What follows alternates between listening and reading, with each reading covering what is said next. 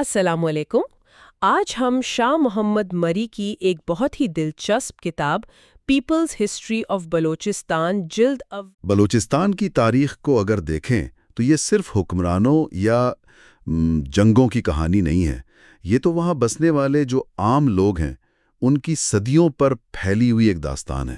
بالکل۔ آج ہم کچھ خاص ذرائع جیسے قدیم تحریریں ہیں، آثار قدیمہ ہیں، اور خاص طور پر جو بلوچی شاعری ہے اس کی گہرائی میں اتر کرنا اس خطے کے ماضی کے کچھ اہم اور شاید کچھ کم سنے پہلوؤں کو سمجھنے کی کوشش کریں گے۔ جی، یہ ایک سفر ہوگا جو ہمیں آپ سمجھیں قدیم عقائد سے لے کر بلوچ کلاسیکی عہد کی دہلیز تک لے جائے گا۔ بالکل، اور یہ بہت ضروری بھی ہے کیونکہ اکثر جو روایتی تاریخ ہے نا وہ بس بادشاہوں اور فاتحین پر ہی توجہ رکھتی ہے۔ صحیح۔ جو عام لوگوں کی زندگی ہے، ان کے عقائد، ان کی روزمرہ کی جدوجہد وہ کہیں پیچھے رہ جاتی ہے۔ تو پیپلز ہسٹری جلد دوم کے یہ جو اقتباسات ہیں ان کی مدد سے ہمارا مقصد یہی ہے کہ اس خلا کو پر کریں اور بلوچستان کے ماضی کی ایک زیادہ مکمل تصویر سامنے لائیں۔ بہت خوب۔ تو آئیے شروع کرتے ہیں قدیم زمانے سے۔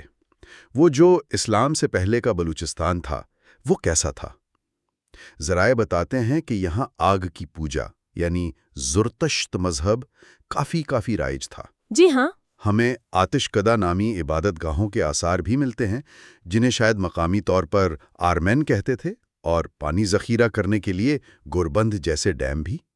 یہ تو اس دور کے لوگوں کی انجینئرنگ کی مہارت دکھاتا ہے۔ در حقیقت یہ جو آتش کدے تھے یہ اکثر پہاڑوں کی چوٹیوں پر بنائے جاتے تھے، جیسے زوراک اور لوہان کے پہاڑوں پر آثار ملے ہیں۔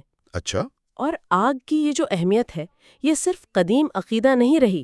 دلچسپ بات یہ ہے کہ اس کا احترام آج بھی بلوچ ثقافت کا آپ دیکھیں حصہ ہے۔ واقعی؟ ہاں، بہت سے بلوچ آگ کی طرف پاؤں نہیں کرتے، اس میں تھوکتے نہیں، اسے مقدس سمجھتے ہیں۔ تو یہ تسلسل بڑا حیران کن ہے۔ یہ تو واقعی دلچسپ ہے کہ ثقافتی جڑیں کتنی گہری ہو سکتی ہیں۔ لیکن اسی دور کے بارے میں ذرائع یہ بھی بتاتے ہیں کہ شاید لوہے کا استعمال بہت محدود تھا شروع میں۔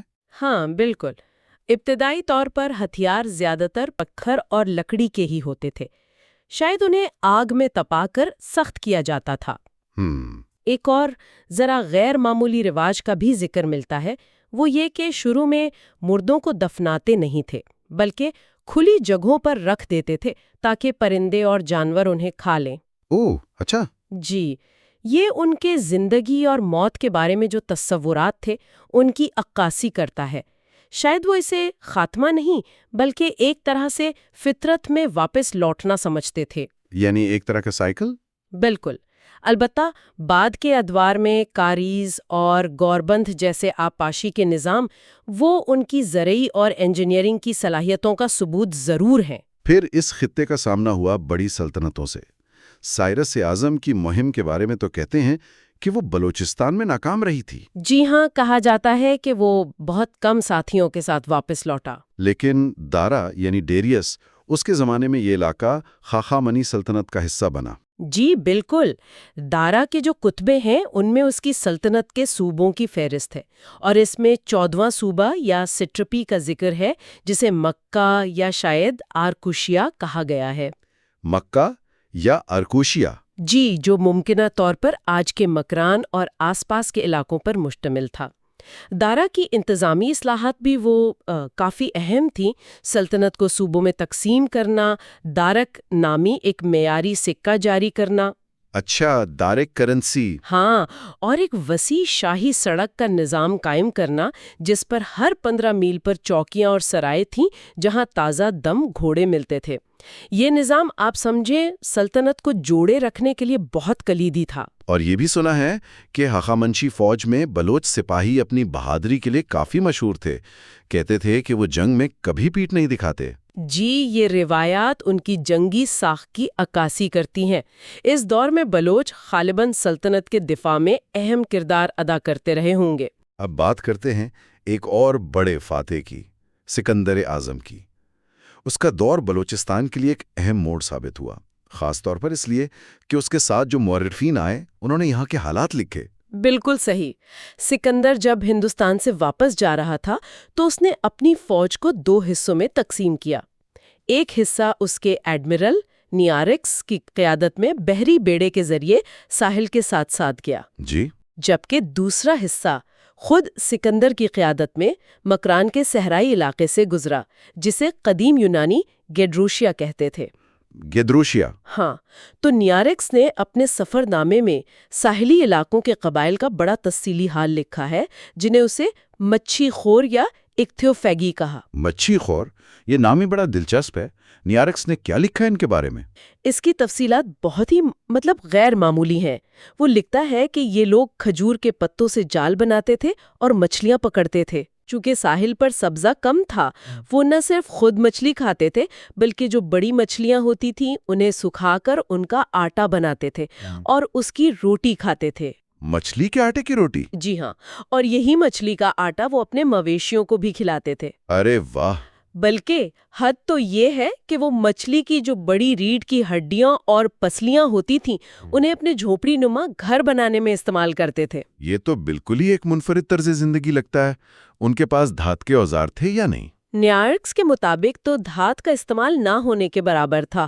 وہ لوگ تیز دھار والے پتھروں کو اب سمجھے چھریوں کی طرح استعمال کرتے تھے۔ اچھا۔ ان کے ہتھیار لکڑی کے تھے، جیسے لمبے نیزے جن کے پھل بھی لکڑی کے ہی ہوتے تھے، لیکن انہیں آگ میں تپا کر اتنا سخت کر لیا جاتا تھا کہ وہ ذرا بختر میں بھی سوراخ کر سکتے تھے۔ کمال ہے۔ نیارکس نے ان کی جنگی صلاحیت کی بھی تعریف کی ہے۔ یہ تو ہوئی ساحلی لوگوں کی بات، لیکن سکندر کی فوج جو خشکی کے راستے گیدروشیا سے گزری، اس کا تجربہ کیسا رہا؟ ذرائع تو اسے بہت بہت ہولناک بتاتے ہیں۔ یقیناً یہ سکندر کی پوری مہم کا شاید سب سے تباہ کن مرحلہ تھا۔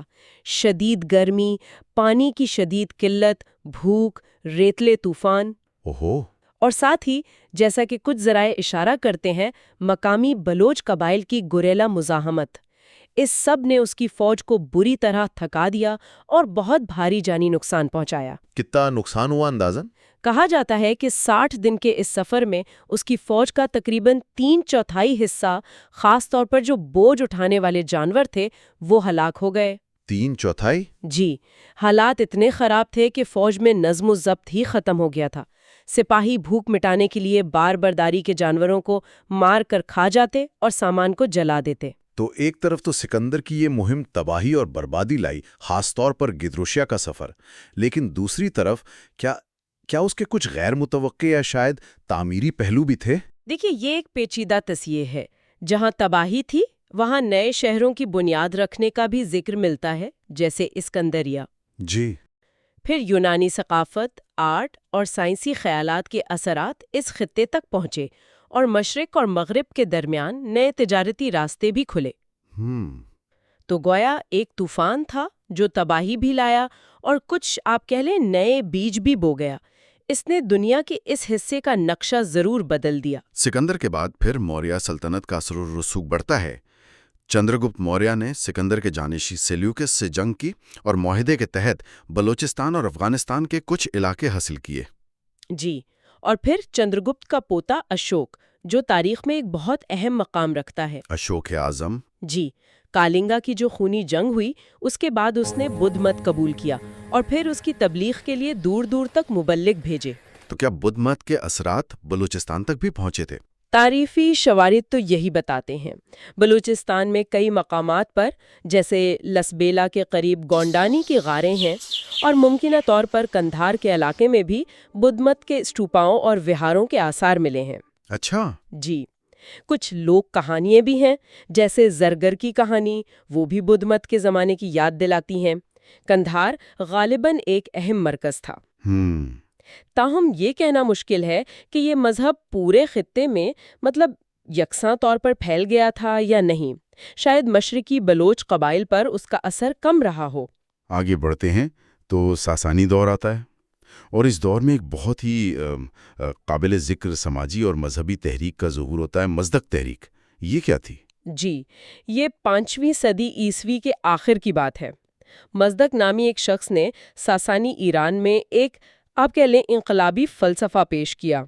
اس نے مساوات پر بہت زور دیا، خاص طور پر دولت اور وسائل کی مشترکہ ملکیت کا تصور دیا۔ مشترکہ ملکیت یعنی سب کچھ سب کا؟ بالکل۔ اس نے موجودہ سماجی اونچ نیچ جو طبقہ بندی تھی اور خاص طور پر جو زرتشتی مذہبی پیشوا تھے نا ملا، ان کے کردار اور طاقت پر سخت تنقید کی۔ اچھا۔ اس کا ماننا تھا کہ انسان کی لالچ اور ملکیت کی ہوس ہی ساری سماجی برائیوں کی جڑ ہے اور ان کا خاتمہ مشترکہ ملکیت سے ہی ممکن ہے۔ یہ تو واقعی اپنے وقت کے لحاظ سے بہت بنیاد پرست خیالات تھے۔ تو اس کا رد عمل کیا ہوا؟ لوگ کیا سمجھے؟ حیران کن طور پر یہ تحریک بہت تیزی سے مقبول ہوئی۔ ذرائع بتاتے ہیں کہ ہزاروں بلکہ لاکھوں لوگ، خاص طور پر غریب کسان اور نچلے طبقے کے لوگ اس کے پیروکار بن گئے۔ لاکھوں لوگ؟ جی، اور دلچسپ بات یہ ہے کہ ساسانی بادشاہ کوواد اول نے بھی کچھ عرصے کے لیے اس تحریک کی حمایت کی، شاید اس لیے کہ وہ طاقتور اشرافیہ اور مذہبی طبقے کا زور توڑنا چاہتا تھا۔ لیکن یہ حمایت زیادہ دیر نہیں چلی ہے نا؟ نہیں، بالکل نہیں۔ کواد کے بیٹے اور جانشین خسرو اول، جسے تاریخ میں نوشرواں عادل کے نام سے یاد کیا جاتا ہے، نوشرواں عادل، جی، اس نے اس تحریک کو اپنے اقتدار اور جو قائم شدہ نظام تھا اس کے لیے ایک سنگین خطرہ سمجھا۔ تو اس نے ایک منصوبہ بنایا اور مزدک سمیت اس کے ہزاروں پیروکاروں کو ایک دعوت کے بہانے جمع کیا اور پھر انتہائی بے دردی سے ان کا قتل عام کروا دیا۔ قتل عام کیسے؟ روایات تو یہ ہے کہ انہیں زندہ زمین میں الٹا گاڑ دیا گیا تھا۔ یا اللہ! جی، یہ واقعی تاریخ کا ایک بہت تاریک باب ہے اور یہ سوچنے پر مجبور کرتا ہے کہ سماجی تبدیلی کی کوششوں کو کیسے کچلا جا سکتا ہے۔ کیا ذرائع اس بات پر روشنی ڈالتے ہیں کہ اس قدر مقبول تحریک کو اتنی بے دردی سے دبانے کے طویل مدتی اثرات کیا ہوئے؟ کیا اس نے سماجی تفریق کو مزید گہرا کر دیا؟ یقیناً اس کا اثر تو گہرا ہوا۔ تحریک کی ناکامی اور ہزاروں پیروکاروں کا یہ قتل عام، یہ غالباً ایک واضح پیغام تھا کہ قائم شدہ نظام کو چیلنج کرنے کی کیا قیمت ہو سکتی ہے۔ تو یہ ممکن ہے کہ اس نے اشرافیہ اور مذہبی طبقے کی گرفت مزید مضبوط کر دی ہو، اور وہ جو مساوات کی باتیں تھیں وہ صدیوں تک دب گئیں۔ فردوسی کے شاہ نامہ اور کچھ پشتو کہاوتوں میں نوشیرواں کی بلوچوں کے خلاف فوجی مہم کا ذکر بھی ملتا ہے، جو شاید ان قبائل کو زیر کرنے کی کوشش تھی جو مرکزی اتھارٹی سے باہر تھے۔ تو یہ بھی ایک پرتشدد دور تھا۔ اس سارے پس منظر کے بعد 7ویں صدی آتی ہے، اسلام کی آمد ہوتی ہے اور عربوں کی پیش قدمی شروع ہوتی ہے۔ بلوچستان کے ساتھ ان کا جو ابتدائی سامنا تھا وہ کیسا رہا؟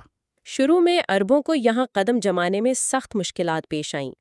خلافت راشدہ کے دوسرے خلیفہ حضرت عمر رضی اللہ تعالیٰ عنہ کے دور میں جب مکران کی طرف مہم بھیجی گئی تو وہاں سے جو قاصد واپس آیا، اس نے جو رپورٹ دی وہ بہت مشہور ہے۔ کیا کہا اس نے؟ اس نے کہا، امیر المومنین، اس علاقے کا پانی کم ہے، پھل بیکار ہیں اور ڈاکو بہادر ہیں۔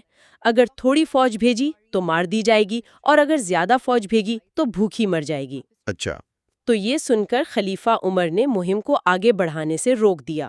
لیکن یہ رکاوٹ پھر مستقل تو نہیں رہی؟ جی نہیں، یہ عارضی ثابت ہوئی۔ بعد میں حضرت عثمان رضی اللہ تعالیٰ اور حضرت علی رضی اللہ تعالیٰ کے ادوار میں مزید کوششیں ہوئیں اور فتوحات حاصل کی گئیں۔ پھر امی دور آیا اور محمد بن قاسم کی جو سندھ پر مشہور مہم ہے وہ بھی بلوچستان کے راستے سے ہی ہوئی۔ وہ مکران کے ساحلی شہر ارمبیل یعنی موجودہ بیلا سے ہوتے ہوئے سندھ میں داخل ہوا۔ اچھا، تو راستہ یہی تھا؟ جی، اس وقت مکران پر عرب گورنر محمد بن ہارون کی حکومت تھی۔ تو عرب حکومت کے قیام سے بلوچستان میں کیا بڑی تبدیلیاں آئیں؟ انتظامی طور پر، معاشی طور پر؟ ایک بڑی تبدیلی تو خراج کا نفاذ تھا، یعنی زرعی پیداوار پر ٹیکس۔ ٹھیک۔ اس سے زمین کی ملکیت کے تصورات بھی بدلے۔ پہلے جہاں قبائلی یا اجتماعی ملکیت کا رواج زیادہ ہو سکتا تھا، اب انفرادی ملکیت اور رفتہ رفتہ آپ کہہ لیں جاگیرداری نظام کو فروغ ملا۔ مفتوحہ علاقوں کی زمینیں بعض اوقات عرب فوجیوں اور سرداروں میں تقسیم بھی کی گئیں۔ اگرچہ مقامی سرداروں اور روایات کی اہمیت کسی نہ کسی حد تک برقرار رہی، لیکن مجموعی انتظامی اور معاشی ڈھانچہ عرب خلافت کے تابع ہو گیا۔ اور تجارت کا کیا ہوا؟ یہ خطہ تو ہمیشہ سے تجارتی راستوں پر رہا ہے۔ وہ اہمیت تو برقرار رہی، بلکہ شاید بڑھی۔ خشکی کے راستے ہوں یا سمندری، بلوچستان جو ہے وہ ایران، وسطی ایشیا اور ہندوستان کے درمیان تجارت کے لیے ایک اہم گزرگاہ تھا۔ جی، عرب دور میں بھی یہ راستے خوب استعمال ہوتے رہے، یہاں تک کہ 13ویں صدی میں جب مشہور سیاح مارکو پولا یہاں سے گزرا، اس نے کیچ مکران کو ایک خود مختار ریاست قرار دیا، جس کا اپنا بادشاہ تھا اور جس کے باشندے تجارت پیشہ تھے۔ اچھا، یعنی 13ویں صدی میں بھی خود مختار ریاست۔ جی، مارکو پولو کے مطابق۔ پھر جب مرکز میں عرب خلافت، خاص طور پر خلافت عباسیہ کمزور پڑنے لگی تو بلوچستان میں کیا صورتحال پیدا ہوئی؟ ظاہر اثر تو پڑا ہوگا۔ بالکل، مرکزی حکومت کمزور ہونے پر خطہ لامحالہ مختلف مقامی اور علاقائی طاقتوں کے زیر اثر آنے لگا۔ اسی دوران مشرق سے غزنویوں کا عروج ہوا۔ سلطان محمود غزنوی؟ جی ہاں، سلطان محمود غزنوی نے ہندوستان پر اپنے مشہور 17 حملوں کے لیے اکثر بلوچستان کے راستوں کا استعمال کیا۔ سومناتھ کے مندر سے جو دولت لوٹی تھی اسے غزنی لے جانے کا راستہ بھی یہیں سے تھا۔ کیا محمود غزنوی کا براہ راست ٹکراؤ بھی ہوا بلوچوں سے؟ کچھ تاریخی حوالوں میں اس کا ذکر ملتا ہے۔ ایک واقعہ وہ زہریلے سیبوں والا بیان کیا جاتا ہے کہ محمود نے بلوچوں کو شکست دینے کے لیے یہ چال چلی، حالانکہ اس کی تاریخی حیثیت ذرا مشکوک ہے۔ اچھا۔ ایک زیادہ معتبر روایت یہ ہے کہ اس نے خضدار کے مقامی حکمران سے خراج وصول کیا۔ مجموعی طور پر لگتا ہے کہ غزنویوں کا براہ راست کنٹرول شاید پورے بلوچستان پر نہ رہا ہو، لیکن ان کا اثر و رسوخ اور فوجی گزرگاہ کے طور پر اس علاقے کی اہمیت ضرور تھی۔ محمود غزنوی کے بعد پھر غوری آئے، پھر کچھ عرصے کے لیے سندھ کے سومرو حکمرانوں کا اثر بھی بلوچستان کے کچھ حصوں تک پھیلا۔ منگولوں کے حملوں کی گرد بھی اس خطے تک پہنچی۔ یہ تو ایک بڑا غیر مستحکم دور لگتا ہے۔ یہ یقیناً ایک انتشار اور کشمکش کا دور تھا۔ مختلف طاقتیں آتی جاتی رہیں، لیکن مقامی بلوچ قبائل اور سردار اپنی جگہ موجود رہے، کبھی کسی کے تابع، کبھی خود مختار۔ لیکن اسی عرصے کے دوران یا اس کے فوراً بعد وہ تبدیلیاں رونما ہو رہی تھیں جو ہمیں بلوچوں کے کلاسیکی عہد تک لے جاتی ہیں۔ کلاسیکی عہد، اس سے کیا مراد ہے اور اس کا آغاز کیسے ہوا؟ یہ کب کی بات ہے؟ یہ تقریباً 15ویں صدی عیسوی کے لگ بھگ کا زمانہ ہے۔ یہ بہت اہم سمجھا جاتا ہے۔ ذرائع، خاص طور پر بلوچی کلاسیکی شاعری اور جو زبانی روایات ہیں، وہ اس دور میں رند اور لاشار قبائل کی ایک بڑی ہجرت کا ذکر کرتی ہیں۔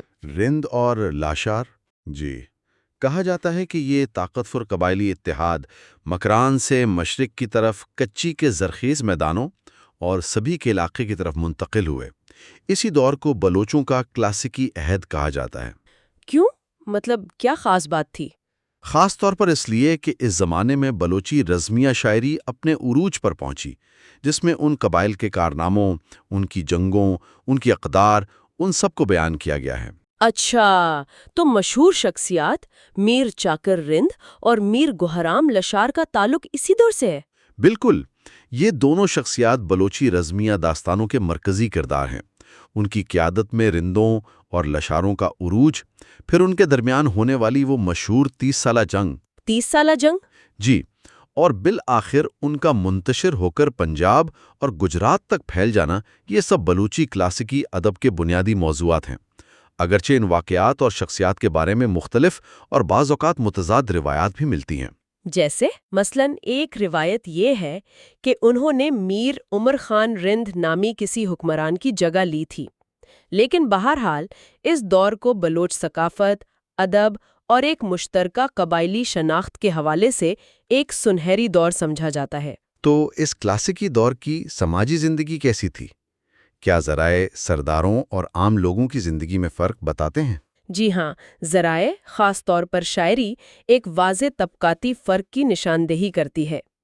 جو سردار تھے اور ان کا طبقہ جنہیں شے یا میر کہا جاتا تھا، وہ زیادہ تر جنگ و جدل، شکار کھیلنے، بڑی بڑی محفلیں منعقد کرنے اور گھڑ دوڑ جیسے مشاغل میں مصروف رہتے تھے۔ یعنی ان کی زندگی کا محور طاقت اور وقار تھا۔ بالکل، طاقت کا حصول، قبائلی وقار کا تحفظ اور اپنا اثر و رسوخ بڑھانا۔ اور عام بلوچ کی زندگی کیسی تھی؟ عام بلوچ، ان کی زندگی کا دارومدار زیادہ تر کھیتی باڑی اور مویشی پالنے پر تھا۔ وہ اپنے سرداروں کے وفادار تھے، ان کے لیے لڑتے بھی تھے اور ان کے لیے پیداوار بھی کرتے تھے۔ تجارت بھی معیشت کا ایک اہم حصہ تھی۔ خاص طور پر اونٹوں اور گھوڑوں کی تجارت کا ذکر ملتا ہے جو دور دراز علاقوں تک جاتے تھے۔ سبھی اس دور میں ایک بڑا تجارتی مرکز بن چکا تھا جہاں ہندوستان، افغانستان اور ایران سے تاجر آتے تھے۔ اچھا، سبھی ایک بڑا مرکز تھا۔ جی، اور اس معاشرے میں کچھ اقدار تھیں جن کو بہت زیادہ اہمیت حاصل تھی اور ان کا عکس ہمیں شاعری میں بار بار نظر آتا ہے۔ کون سی اقدار؟ جیسے مہمان نوازی، جسے مہمان دوستی کہتے ہیں، اپنے قول یا وعدے کی پاسداری یعنی قول، بہادری، اور سب سے بڑھ کر پناہ میں آئے ہوئے شخص یا گروہ کی ہر قیمت پر حفاظت کرنا، جسے باہوٹ کہتے ہیں۔ باہوٹ؟ جی، یہ اقدار بلوچ قبائلی ضابطہ اخلاق کا آپ سمجھیں بنیادی حصہ سمجھی جاتی تھیں۔ تو آج ہم نے بلوچستان کی تاریخ کے اس وسیع کینوس پر چند اہم ادوار کو دیکھا، قدیم تہذیبوں اور عقائد سے شروع کر کے بڑی سلطنتوں کے اثرات، پھر مزدک جیسی بنیاد پرست سماجی تحریک، عربوں کی آمد اور ان کے دیرپا اثرات، اور پھر بلوچ کلاسیکی عہد کی دہلیز تک پہنچے۔ جی، یہ کہانیاں صرف واقعات کا تسلسل نہیں ہیں، بلکہ یہ مزاحمت، بقا، ثقافتی لین دین اور وقت کے ساتھ بدلتے ہوئے حالات میں ڈھل جانے کی صلاحیت کی داستانیں بھی ہیں۔ بالکل، اور یہ تاریخ ہمیں یہ بھی یاد دلاتی ہے کہ بلوچستان کبھی بھی الگ تھلگ نہیں رہا۔ یہ ہمیشہ سے مختلف تہذیبوں، طاقتوں اور نظریات کے سنگم پر واقع رہا ہے۔ صحیح۔ یہاں کے لوگوں نے بیرونی اثرات کو قبول بھی کیا، ان کے خلاف جدوجہد بھی کی، اور ان سب کے بیچ اپنی ایک منفرد شناخت کو قائم رکھا اور اسے پروان چڑھایا۔ یہ ایک بہت پیچیدہ اور کثیر الجہتی ماضی ہے جسے سمجھنا واقعی ضروری ہے۔ بالکل، اور اسی نقطے پر ہم اپنے سننے والوں کے لیے ایک سوال چھوڑ جاتے ہیں۔ بلوچستان کی یہ طویل اور پر تاریخ، جس میں بیرونی طاقتوں سے ٹکراؤ بھی ہے، ثقافتی اپنائیت بھی اور اندرونی سماجی کشمکش بھی نظر آتی ہے، یہ آج کے بلوچستان، اس کے لوگوں کی امنگوں، انہیں درپیش چیلنجز اور ان کی گہری شناخت کو سمجھنے میں ہماری کس طرح رہنمائی کر سکتی ہے؟